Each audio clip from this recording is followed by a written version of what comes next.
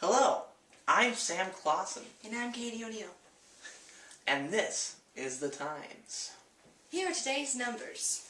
38 is the number of langur monkeys who were protecting the Commonwealth Games in New Delhi from smaller, evasive monkeys.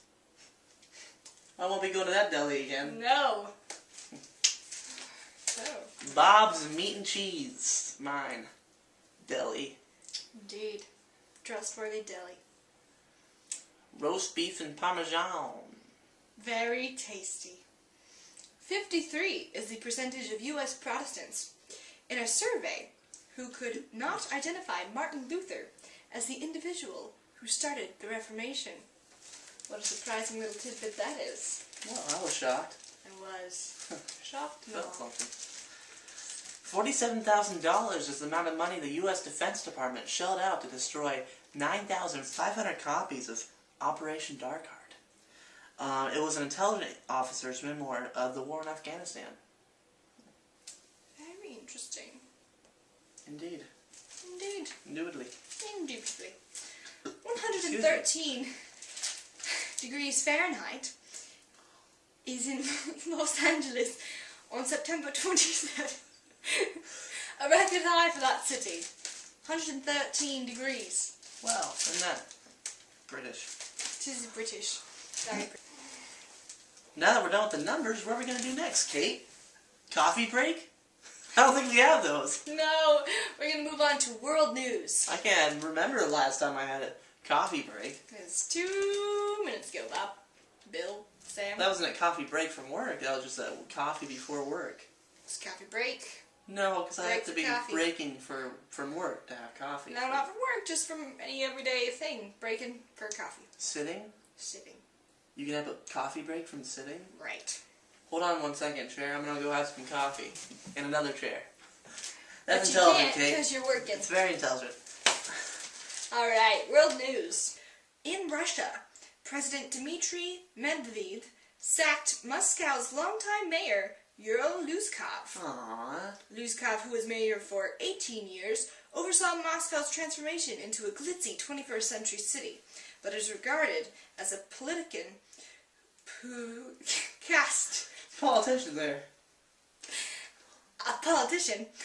cast in the old Soviet mold.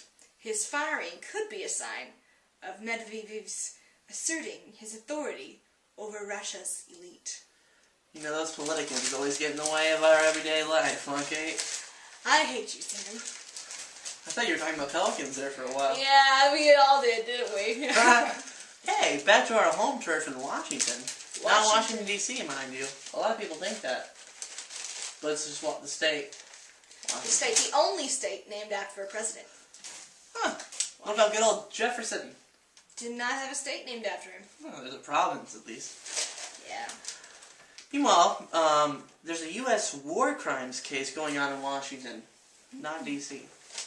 Not our capital. So it's the one no one cares about. Like it. Other than the witches. Ooh, Salem. Ow. That is in Portland.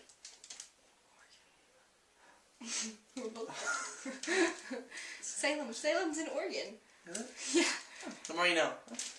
Yeah, it's even more useless state.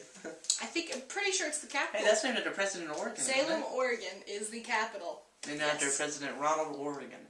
No.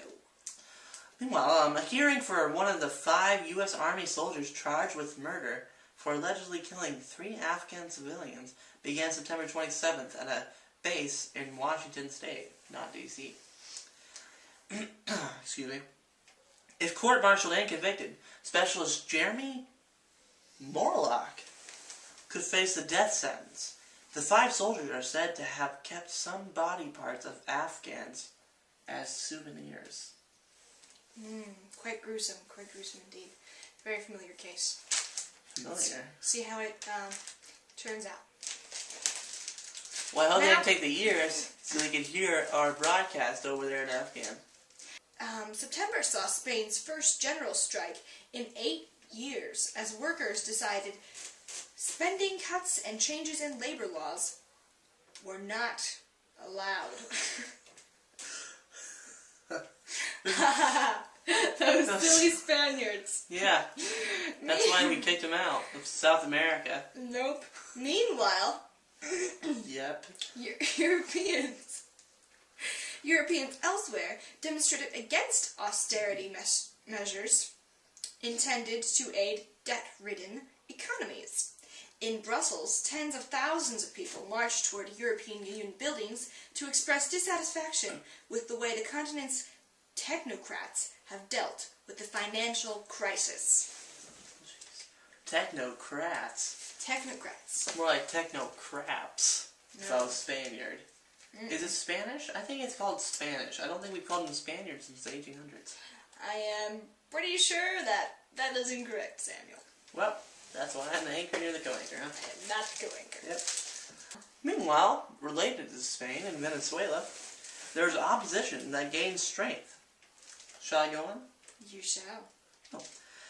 Though President Hugo Chavez's United Social Party... What's that? One second, some technical difficulties. What?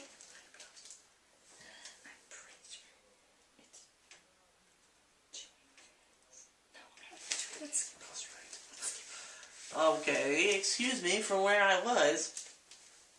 Though President Hugo Chavez's United Socialist Party, the PSUV, won the most seats in Venezuela's September 26th legislative election. With the nation facing rampant crime and high inflation, PSUV lost its two-thirds majority, meaning Chavez will no longer rule unchecked.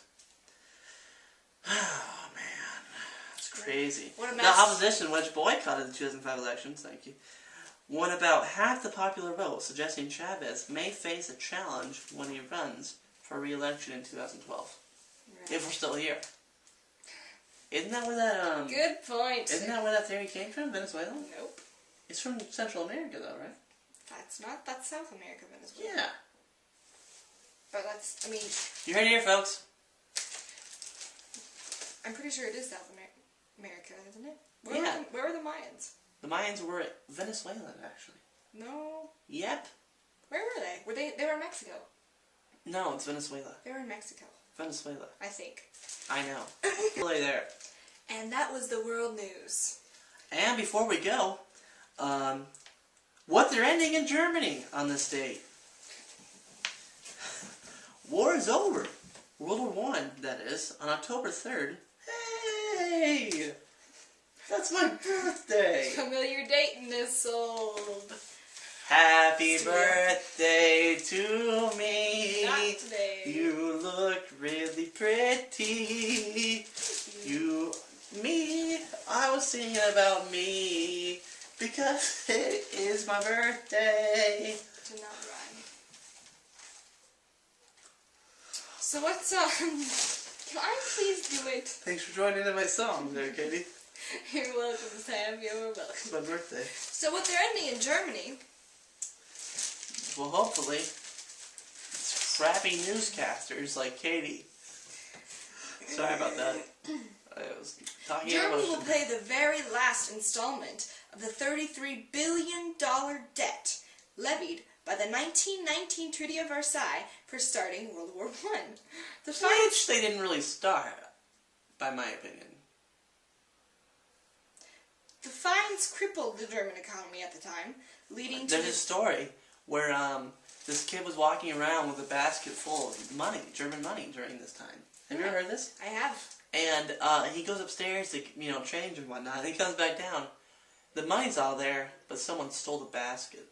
That's how worthless German money is. Was. We don't broadcast in Germany. The fines crippled the German economy at the time, leading to the resentment that fueled the Nazis' rise to power. Adolf Hitler refused to pay reparations during his rule. Most of the money will be distributed among private individuals and pension funds. That seems fair. Hey, it's my birthday. Maybe they should shove some of that Nazi money over to me. Clever young lad. And that was the world news and our broadcast for the day. That's not how we end the show, is it? Not. Dun dun dun dun dun dun dun dun dun dun dun dun dun Dun, dun, dun, dun. Broadcast over. Yeah. Broadcast over. Yeah. I'm just kidding. That was a joke. You know, guys, times get crazy. And you lose control of what's going on in the world. And that's why you check in with old Sam and Kate. That's right. And check your watch. Because it's the times.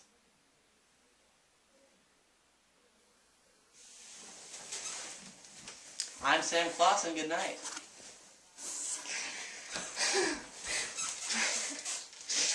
And I'm Katie O'Neill. Good night.